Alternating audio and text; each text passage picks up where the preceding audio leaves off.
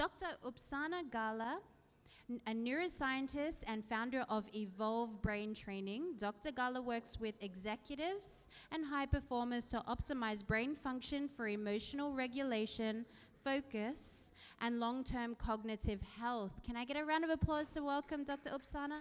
So most of you in here are doing more for your health than any generations before you.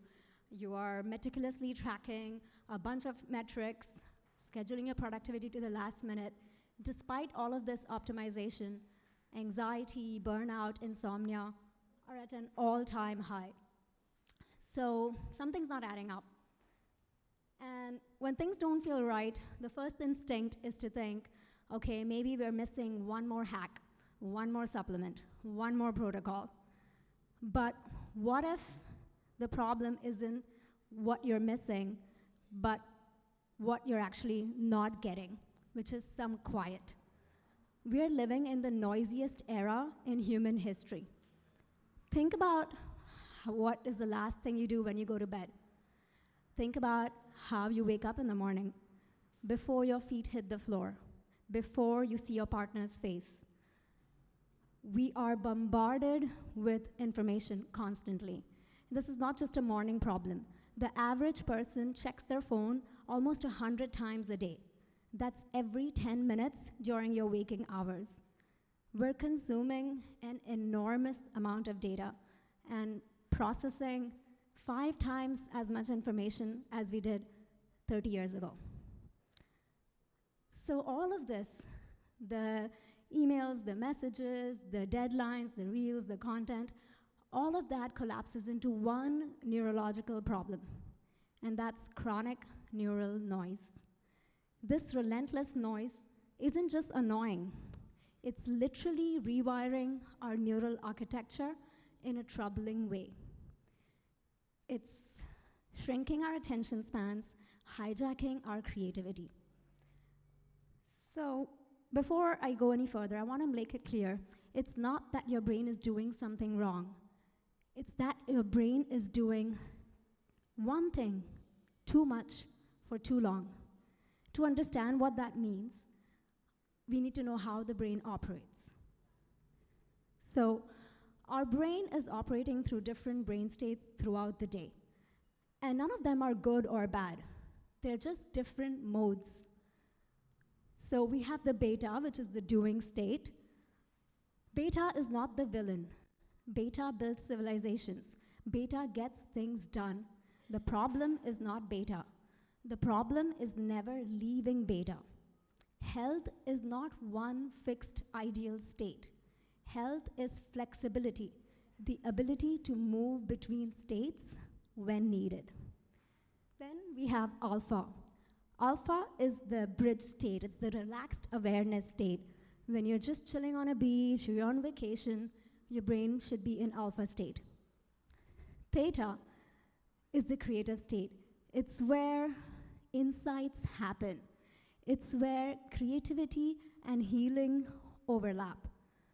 The problem is that we have basically engineered theta out of modern life. So what does that mean?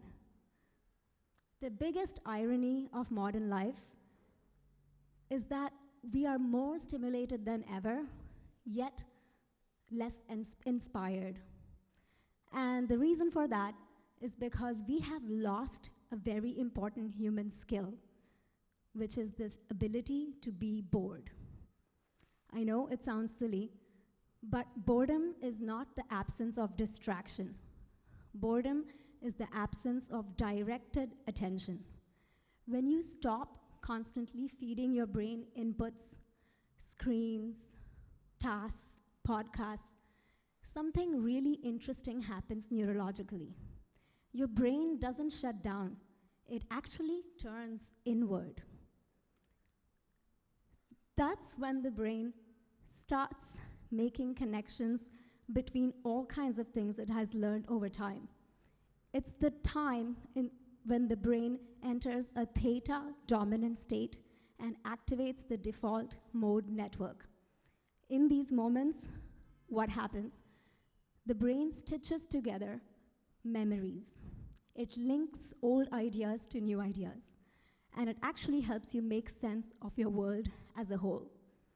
Our brain is constantly collecting information, conversations, experiences, books, emotions, but it doesn't actually integrate everything all the time. Integration requires space. That's why your best ideas come when you're in the shower, or just before you fall asleep, or when you're taking a walk. And it seems like those ideas just emerged. You didn't consciously decide them. Those ideas didn't just happen. They had been forming in your brain for days, weeks, months, and sometimes even years. But it's when you give your brain that time, safety, and freedom to wander, that's when the brain can make connection between all the things, all the information it has collected over the years, and come up with creative solutions or novel ideas. The biggest tragedy of modern life isn't stress. It's the fact that we have removed the conditions where insight can happen naturally. And theta isn't just important for creativity and insights. It actually plays a very important role in maintenance. So it helps you enhance neuroplasticity, which I will talk about. Adults create 3 to 5 times more neural connections when they're in the theta state. It also reduces inflammation significantly. Memory consolidation increases by 40%. Yet, the average adult spends less than 5 minutes in the theta state in today's modern life, outside of going to sleep and waking up. But children, they spend hours in it. So I would like to invite you guys to spend 1 minute in theta with me right now. Sounds good? Okay. So I'll give you 60 seconds. Just close your eyes and no agenda. Don't try any meditation techniques. Don't try to clear your mind. Just do nothing. Sit with whatever arises and notice the discomfort of doing nothing.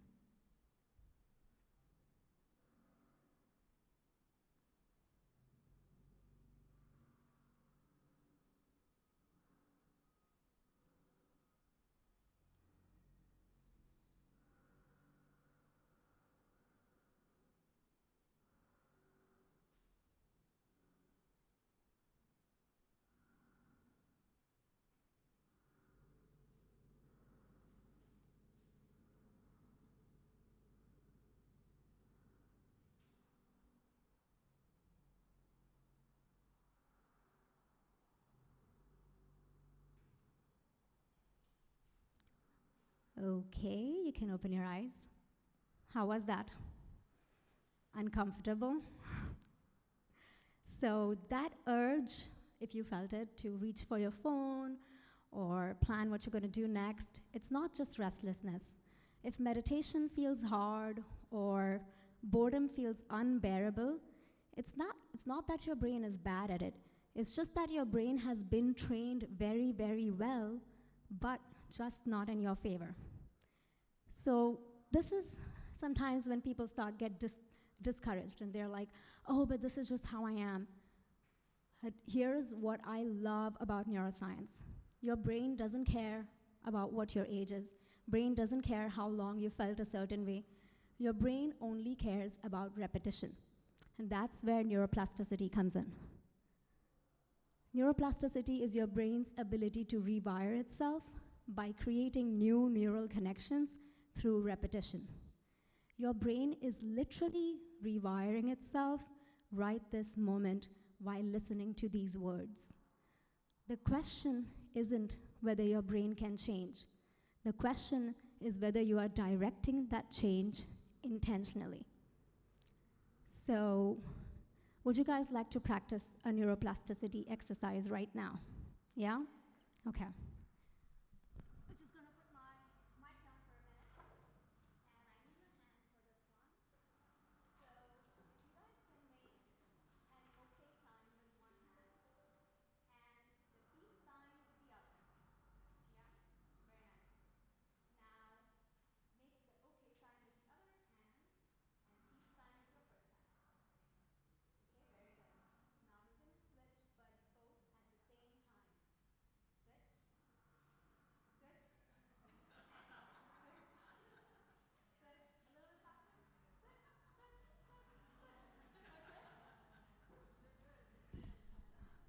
How was that? Easy, fun, awkward? Yeah? That awkwardness isn't failure. That awkwardness is actually growth and learning. Yes, it will be hard today, but if you do it a couple of times, it will get easier. That's neuroplasticity and action. And the point of this exercise is not to get good at doing this, but it's to encourage neuroplasticity in your brain. Encouraging neuroplasticity through learning is one of the best ways you can keep your brain young and flexible. And learning happens best when your brain is in a regulated state. So I will tell you a repeated pattern that I keep seeing in my clients, my high-performing clients, my CEOs, my MDs. They come to me and they're like, hey, I don't care about all of this emotional regulation stuff. I have stress all the time. I don't care about anxiety and stress management. I just want you to help me focus better. Help me improve my performance. My brain doesn't work like it used to. Make me perform better. And when they tell me this, I smile and I think to myself, I've seen this movie 1,000 times because I know what's going to happen. We're not going to train cognition or performance or memory or learning. We're going to train regulating the nervous system. After a little pushback from them, a few sessions later, they come back to me and they're like, hey, I'm sleeping much better, my mind feels quieter. A few more sessions later, they come back and tell me, hey, I can focus better, I'm performing better under pressure, my learning has improved, I can retain information better, all without us not working on their cognition at all. So this is what I mean, that learning happens best from a regulated place. When your brain is in survival mode or chronic stress mode, it reallocates resources away from learning and integration towards vigilance. But when the brain is regulated, then the brain has resources for deep learning and integration. So it's not that your brain learns better from a regulated state, it's not that the brain learns more from a regulated state, but it learns better and it learns faster. Yeah?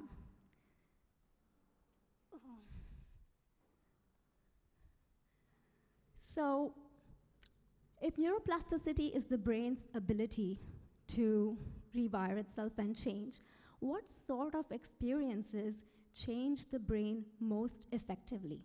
Not all experiences are the same. The brain rewires fastest when there's 3 things present: novelty, low threat, and curiosity. And there is one mental mode that combines all of these 3 things, and that's creativity. Would you guys like to join me in a creativity exercise? Yeah?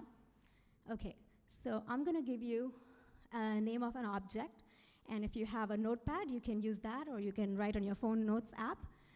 I'll give you 30 seconds, and I want you to write as many uses for that object as you can. Try to not stick to the obvious ones, go for the weird ones. Yeah? Ready? Okay. Okay? So the object is a coffee mug. I'll give you 30 seconds.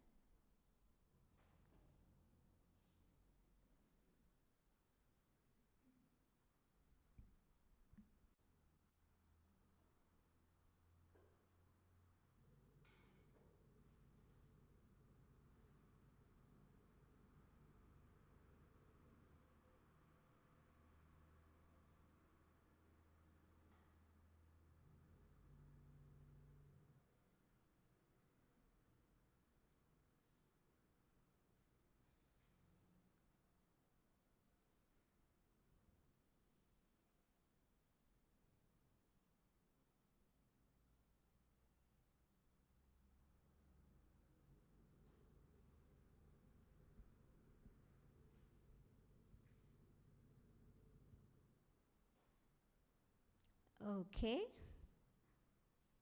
All right. So let's go through some of these. Who got more than 5? Okay, very good. Who got more than 10? Nice. Anyone with more than 15? 12? Okay, more than 10. Tell me a couple of yours.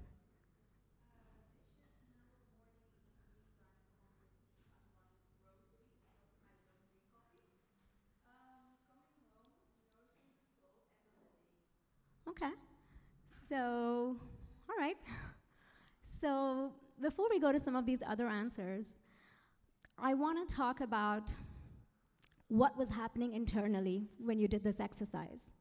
So, at some point, many of you probably thought that, oh, that's silly, that doesn't make sense, you can't really use a coffee mug for this. That moment is not lack of creativity. It's actually a cognitive habit. And there is a name in neuroscience and psychology for that, and it's called functional fixedness. Functional fixedness is what happens when the brain is so efficient at knowing what something is that it cannot imagine what else it could be. Yeah? So, children generate an average of 15 to 20 creative uses, but adults, only 5 to 10. Functional fixedness is important because it doesn't just apply to how you feel about objects. It can also apply to how you feel about problems, ideas. You think that maybe there's only one correct framing, only one familiar way forward, only one right solution. Functional fixedness can also apply to people. You lock them in a certain role. And most tragically, functional fixedness can also apply to yourself. Oh, I'm just not that creative. I'm just bad at learning. That's just how I am. That's functional fixedness applied to identity. And children are really good at this game is because they haven't yet learned functional fixedness. They are less afraid of being wrong. Their brains are optimized for exploration, not efficiency. So this is a lesson we really can take from children.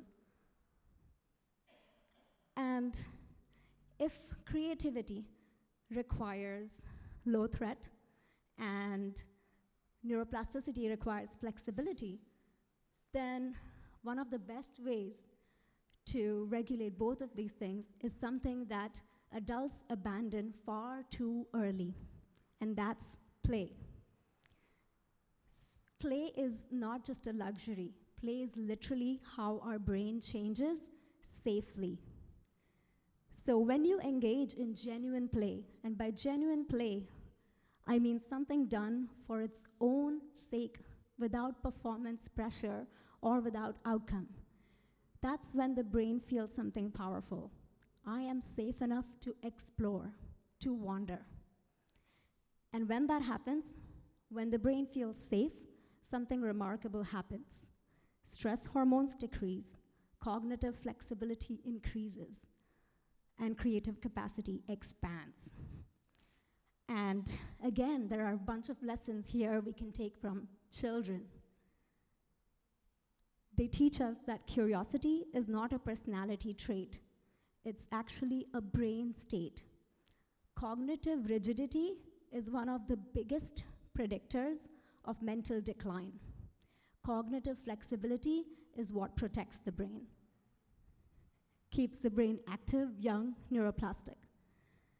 And adults who practice play regularly show 40% higher creativity. And one of the biggest things that we can learn from children is their ability to be in the now. So what does play mean for adults? Play is any activity where the process matters more than the outcome, where you're not worried about judgment or performance or anything other than the joy of doing that activity. So it could mean creative expression, painting, writing, drawing, music, any creative outlet where you do it for the joy of doing it, not for performance. It can mean social play, things that you do with your friends that invites laughter, spontaneity. Physical activities that feel like adventure, not exercise. So dancing, hiking, 10,000 steps a day feels like a chore during normal life. But when you're traveling, It's a fun afternoon. And you're doing something with your own hands, like cooking, gardening, woodworking, crafting. Your brain doesn't care what the activity is. It cares about what state your brain is while you're doing that. The problem is, all of us intellectually understand all of this, but most of us don't know what state our brain is actually living in. Are we always stuck in beta? Is our theta virtually absent? Is one hemisphere underperforming? You can't really train or optimize what you can't measure. That's where QEEG brain mapping comes in. It's a comprehensive checkup for your brain. It helps you identify dysregulated brain patterns. What's happening to your alpha, beta, your theta? It reveals stress or anxiety or focus at the neural level. And it creates a baseline for targeted intervention.